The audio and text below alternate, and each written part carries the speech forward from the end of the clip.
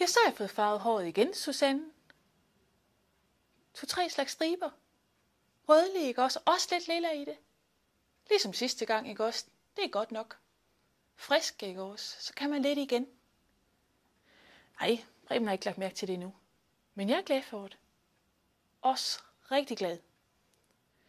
Det betyder altså meget med frisøren, ikke også? Ja, det føles faktisk helt naturligt for mig at have stribet hår, Susanne. Det var ellers noget af en eftermiddag hos Sandra, ikke også, med sæt. Frisøren altså. Hun var lige blevet skilt. De har været sammen i 14 år. Stort hus, biler, kæledyr, en kanin og en skildpadde. Og så 2 børn. På 10 og 12, Susanne. Vivi og Oliver, ikke også? En pige og en dreng altså. Pigen skal bo hos Sandra.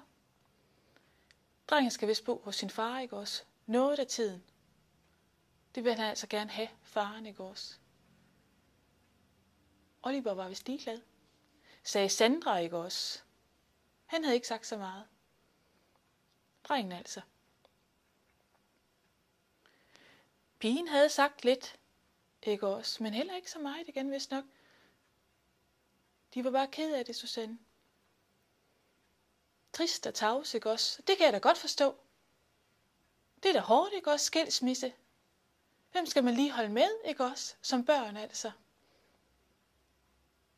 Det var ikke pænt, det Sandra, hun sagde om sin mand, ikke også? Eksmand, altså. Det var det altså ikke. Der var ikke den grimme ting, hun ikke sagde om ham. Det var det altså ikke. Der var en af de andre i salonen, ikke også, der spurgte hende, om hun også snakkede sådan om ham over for børnene, ikke også? Det var modigt spurgt, det var det. Jeg havde ikke gjort det, altså. Det gjorde hun, sagde hun, Sandra Susanne, ikke også? Altså snakke til børn om deres far på den måde, altså. De kunne lige så godt lære nu, hvordan han var, ikke også, deres far, altså. Det sagde hun, Susanne. Hvad giver du? Jamen, det er da synd, ikke også? Ja, for børnene, ikke også? Det er deres far, altså. Preben kender jo hende eksmand. Kører rally sammen, ikke også? På 12. år, ikke også? Nej, han siger vist ikke lige så meget som Sandra. Preben siger, at han kører meget rally for tiden, ikke også? Rigtig meget endda. Mere end Preben i hvert fald. Eksmanden altså. Kasper, ikke også? Så kører han altså rigtig meget til Sandra. De var ude at drikke øl i fredags. Men ham var så Preben, ikke også? Efter rally altså. Så snakkede han vist lidt mere. Kasper, ikke også? Til Preben altså. Hen på aftenen, ikke også? Preben snakkede også meget.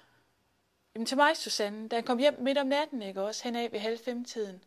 Han stank af øl, det gjorde han altså med mere. Og så alt det larm, han lavede, ikke også? Mens en anden lå og fik sin skønhedssøvn, ikke også?